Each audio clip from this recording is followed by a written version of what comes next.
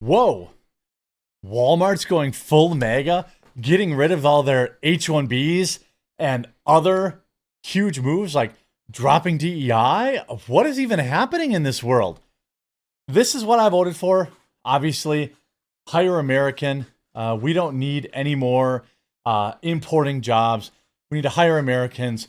Their CTO has been blamed for the world's largest retailer cutting 1,500 jobs. The whole thing is a mess, and I'm absolutely here for it. I'm loving every minute of it. Let's get into the story. Just going to let people know today, I have a daily live stream with Hannah Claire Brimlow, Melanie Mack, Luke Rodowski, and more. 2 p.m. Eastern, Monday through Thursday, 1 Eastern on Fridays.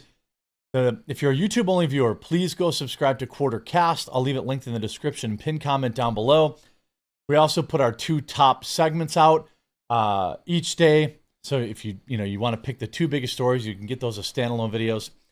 Go subscribe. Help us reach 100,000 subscribers on YouTube. And if you're a Rumble viewer, well, then you already know what's up. Walmart recently cut 1,500 jobs. This is an article from today, or late last night. Sparking debate around H-1B visas and scrutiny of an Indian origin CTO, that's Chief Technology Officer, Suresh Kumar. The layoffs, primarily impacting the technology department, aim to streamline operations amid evolving technology demands. Walmart maintains the layoffs are part of cost-cutting strategy and not directly related to H-1B hiring. In a world where we finally have some pushback, I just couldn't be happier. Walmart's largest retail giant, world's largest retail giant, Walmart, recently slashed 1,500 jobs as part of the company's restructuring effort, as per Reuters report. This move of the company is aimed at streamlining operations. Now this move of the retailer sparked a fresh debate around H-1Bs and has led to a scrutiny directed at the company's Indian origin global chief technology officer. The job cuts, primarily impacting technology department, come as Walmart aims to streamline its operations and adapt to evolving technological demands. While companies often undertake such restructuring to improve efficiency and focus on strategic priorities, the scale of these layoffs has drawn massive criticism. After the announcements of the layoffs, a viral social media post targeted Suresh Kumar, the Indian origin CTO of Walmart. The post alleged a connection between job cuts and the company's H-1B hiring practices. The post claims that it was no coincidence that over 40% of Walmart's IT department consists of H-1B visa holders from India. Here's where Bannon's talking about it, by the way. In a time where they're having mass layoffs in tech. Coupled with AI coming in and going to take off all the entry-level jobs, AI is going to eviscerate the entry level of the STEM in learn to code. They've approved 135,000 H-1Bs. Well, guess what? This is not going to happen. We're going to light up every member in this that supports this. This is outrageous. This is here's how many H-1B visas we need this year. Zero. Right. Yeah. In fact, if you look at that chart, everyone that's been issued has to be unissued. Everybody's got to go home, and every one of those billets has to be replaced by an American citizen. I agree. They cannot show you one example of a billet that someone's in that billet has better education or better experience than an American. For that billet. The reason they're doing this is they're paying these people 50% less. Right. And they're working them 20 hours a day, 7 days a week. Correct. They're paying them 50% less, and they're working holidays, whatever hours, and they can hire 2 of them for every 1 American. This fresh accusation has once again started a discussion on H-1Bs, which I believe should not exist. An H-1B should only be issued to someone who has like a 140 IQ or higher. We're not bringing in the best and brightest. We're bringing in, for the most part, the bottom of the barrel, people that are willing to, be a slave for these corporations. By the way, Democrats should have a huge problem with this. What happened to all the workers' rights? I don't think it's cool that Walmart takes advantage of these people.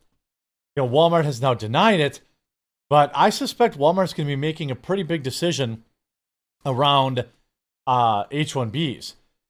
But then, if you look at this, Walmart has now decided to freeze spending freeze due to DEI rollback underway.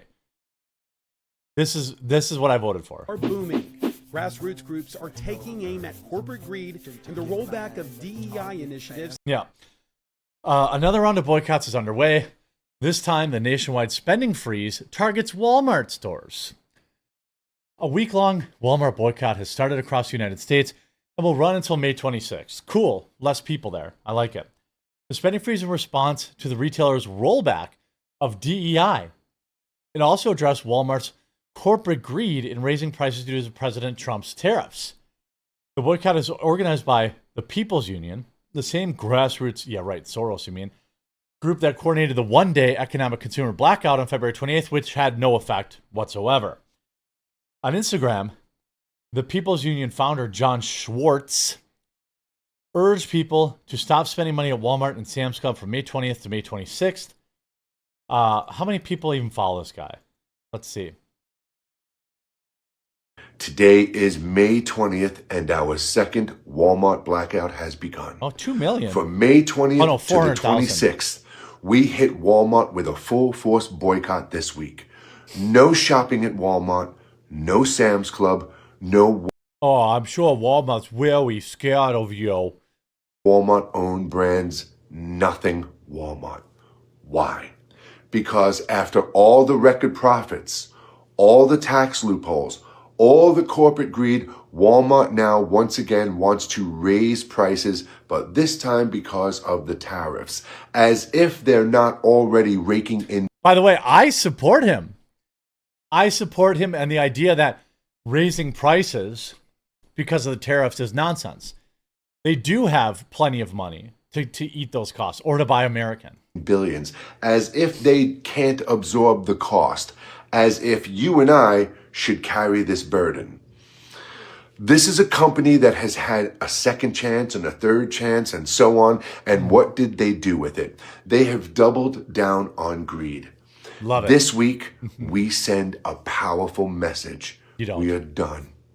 We are organizing and we are not backing down. And make no mistake about it. As I keep saying, this is just the beginning, because after the 4th of July, Walmart, just like Amazon, will feel a blackout so loud, so long, they won't be able to ignore it. They do. I mean, they will ignore it. This post only has 6,000 likes. This post only has 1,200 likes. Then you have this guy. Oh, we got to shut down Memorial Target. Day 2025, and it is May 26th, the last day. Looks like he lives in a pretty nice custom cabin. Of our second Walmart blackout, and they are feeling it. I shared an article that was published where they're talking about the People's Union USA, calling me out by name, and talking about how these boycotts are affecting business negatively. They're not. Hold the lines, my friend. Hold the lines. This is how we make a difference. And now listen, next week, June 3rd through the 9th, we have our Target boycott. And we already know Target is being boycotted, but they're not doing anything. They've had their chance, and they've had their chance, and they've had their chance. So what we are... He wants to boycott them over DEI, by the way. ...doing between June 3rd and June 9th, that week we... He never really goes into it, but you see when the clothes they wear, here's the Marxist, BLM, Black Power stuff from a white liberal woman with a rainbow, award. The wokies are trying to boycott the largest retailer in the world, and they just don't have the power. They don't have the power. People's Union is asking customers the week-line boycott. Here's a layoff, amid price increases. Since what other boycotts are coming? Oh, okay, well, let's look at this. McDonald's, the 24th. They don't even bother to say why they're boycotting. What are they even? It's corporate greed and DEI. So they're boycotting them because they're doing a funding freeze of DEI. Okay. Let's see whose boycotts are stronger. the people who want DEI and are boycotting these companies, or the people who don't want DEI. You see shoppers slam Walmart for unusual packaging on popular grocery item. Let the supply chain issues begin. I mean, they do have some very weird packaging. By the way, if you're buying these rotisserie chickens in plastic bags, you're probably eating more microplastics than you are chicken. You know, several retailers have expressed concerns over tariffs. Walmart shocked Wall Street, and the company revealed it could benefit from the tariffs. Yes, the packaging must come from China. Now they just bag it in a plastic bag and it will leak all over you and your car. They're out of the usual chicken box, which means the tariffs are starting to bite. Another person commented, it's not that the tariffs are just getting cheap. I mean, I've never bought a Kirkland chicken either because I've read that they I don't know. I won't ruin it for you. But everybody is, you know, this was already happening 2 years ago. We frequented 3 Walmart stores in Texas neighborhood.